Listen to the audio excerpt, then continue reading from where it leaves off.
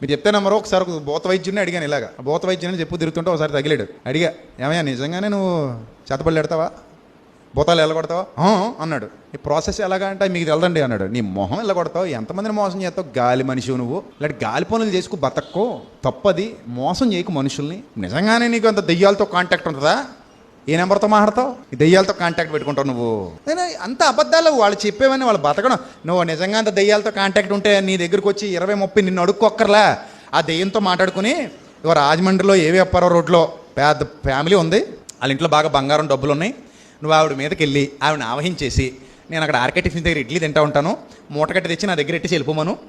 అలా పట్టుకొచ్చేద్ది, ఏం ఎరగనట్టు పట్టుకొచ్చేసి అక్కడ ఇట్టేద్ది, పెట్టేసి టాటా చెప్పి వెళ్ళిపోద్ది. వెళ్ళిపోయి ఇంటికి వెళ్ళిపోయి మామూలు పడుకుంటుంది. అప్పుడు వదిలేద్ది దెయ్యం. అయ్యా అని చూసుకుంటే బీరో ఖాళీగా ఉంటుంది. వీడికి వచ్చేస్తాయి కదా డబ్బులు. అంత దెయ్యాల మీద అధికారం ఉంటే ఆడు గాలుడు అనమాట.